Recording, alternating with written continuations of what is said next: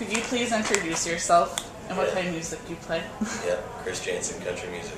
Okay. You recently did the 30 appearances at the Opry. How was that? Thanks for bringing that up first Of off. course. Appreciate that. Well, first of all, it's the biggest musical highlight of my whole life, and it's all I ever wanted to do. And to answer your question, it was amazing. It's a huge blessing. It's incredibly humbling. And, it's an invite-only thing, and to be invited is just it's just remarkable in itself, and just really thankful for that. It's my greatest achievement musically. That's awesome. What was the biggest highlight playing at Opry? Anything that Stands out. out in your mind? Yeah, I've got a couple standing ovations. Very cool. Yeah, at the Ryman Auditorium, and they don't do the Opry at the Ryman all year long. They only do it in the fall of the year, this time of year, and then it's back at Opryland. So those were some pretty big moments for me. I mean, not only the Opry is the number one, but just to play the Ryman Auditorium too is a big deal, and it's really no different though. Every time you stand on a stage, it's just as thrilling and just as exciting, and just a big blessing. That's awesome. I heard that there's new musics in the work. There it is. Yeah. What can you tell us? Anything a little bit about it? Yeah, sure can. Basically, well, first let me say that I write songs for a living every day. That's when I'm on the road. That's my day job. So I write songs for other people and for myself. And sometimes things fall through the pipeline that I want to cut and sing. And I do have some new music in the works. And I was soundchecking a few of them earlier with the band that I just learned them.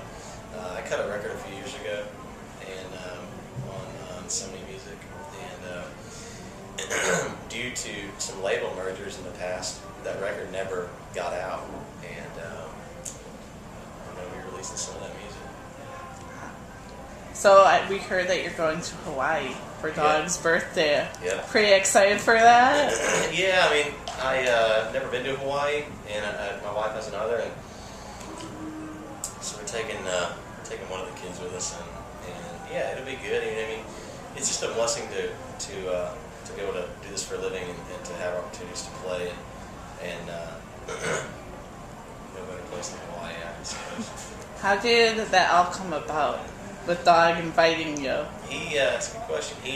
When he first came up to me at the CMT Music Awards, and said, "Brother, I'm a big fan. Can we get a picture?" I was like, "Sure." I mean, I didn't know. Big fan of what, But I thought, and of course I knew who he was because at the time the show had just came out. So as popular as it is now, it was even more blown up at the time being. And we became friends and acquaintances, and one thing after the other, and they invited us to come out and do it. That's awesome. We heard that compared to this personality, you have a lot of energy live, and I can vouch for that. You have a lot. How does that change from live to this? Well, this is who I am 24/7, and when I'm on stage, I don't know that I turn into somebody else. I just it's the one thing I do in my life that I artistically express myself, and I think that everybody does that whether they know it or not. I think everybody does that in some form or fashion. Some people like to shop, some people really like to cook, I like to make music, and when I get on stage it's a little different. Even when I'm writing songs, I'm like this. When I'm on stage, if something takes over me and I sort of go into a different headspace, I really just don't care.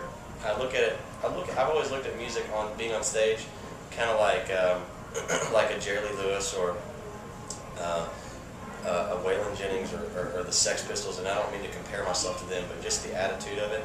I've always just sort of followed that kind of memoir. You don't want to be like Keith Richards and like kicking and wearing spandex pants. Well, I mean, if I feel like wearing them, I guess I would. I'm not generally into spandex, but the dichotomy of the two is different. I get that question a lot. I think it kind of shocks people a little bit. I'm just a conservative dad and a Christian and a husband outside of work, and I am still in work too, but I'm just a little more, I don't know, flamboyant's not the word, but I'm a little more, I don't know, a switch flips. It's kind of like There's like it's like a light bulb. Yeah, that's a perfect example. You just sort of flip the switch and it just something happens. I never could explain it. It just kind of happens. That's awesome. So we heard that you wrote Off the Beaten Path and Truck Yeah. Mm-hmm. Can you explain to us how Justin Moore and Tim McGraw, you guys got to do all that together? Yeah. Which is kind of cool to tell because not a lot of times people they don't understand. Before I was a songwriter, I thought, well, sure, George Strait writes all of his hits, and everybody else is what you think as an outsider. And there's a whole community of songwriters in Nashville. That's really what Nashville's built on. It's not built on touring and live shows. It's built on songs. And I'm fortunate and blessed enough to be able to be a staff songwriter for a publishing company. And in that, you get services such as being able to solicit your music the right way to other artists and people pitching your music. And luck of the draw, really. Jesus, man, he really just runs my whole life, and those are just huge blessings for my family. Tim McGraw heard that song through my wife, who played it for Tim's producer's wife, who played it for Tim's producer, and vice versa to Tim, and that kind of thing. And I wasn't really there to see how it happened, so I don't really exactly know, but I know it happened quick. And then and it happened in that chain of events. Went from a girls' lunch to getting cut, and wife was bragging about her husband's songs, really. And then Off the Beaten Path, I got into a room with, I got invited onto a co-write with two of my best buddies, Brandon Kinney and Jeremy Stover. Jeremy produces Justin Moore. I was going to say, that sounds familiar. Yeah, he does. He produced him. He actually has his current single right now, Let the Night Roll. And but in no comparison to the fact that, not everything Jeremy writes, he pitches to Justin, or, it's not like that. Yeah. It just happened to be a fluke thing. We wrote the song Off the Beaten Path initially for me, and I was starting to play it out and do some things. And then it got right down to the nuts and bolts of Justin looking for songs for his Off the Beaten Path record, so I didn't know it was going to be called that at the time. And that somehow got heard, and he was like, wow. I guess he said, well, I don't know. He cut the song, and then it was announced by Scott at Big Machine that they were going to name the album that, tour that, and everything. So hopefully it'll be a single. And fingers crossed. At any rate, a song of mine was a #1 record this year. So that's really big, a #1 album, and that's rare these days. So I'm proud of that. So tell us about your songwriting. You were saying that you've more of a songwriter. You write your songs 2 times a day, twice a day? Yesterday I wrote 3, and I didn't write any today. I don't write on the road, but I write, whenever you have time. Day job when I'm home, and it's, man, I always say the word blessing and fortune a lot. Man, it's a huge deal to be able to do that for a living, and especially do both, have an artist touring job and a songwriting job. And I have so much respect for veteran songwriters who only do that. And I just try to learn, I take wisdom, and I try to write my butt off. A good friend of mine who was songwriter of the year this past year, he told me, it's like, I said, man, how do you, before I had any cuts or anything happening, I was like, how do you go record music? He's like, man, you just gotta work your butt off every single day. Just work. And I've only ever worked, so I was like, I can do that. So how hard can it be? Just make up stuff all day. You make up melodies and things. A lot of my stuff is true. Some of it's made up, just hocus pocus, but if it works, it works.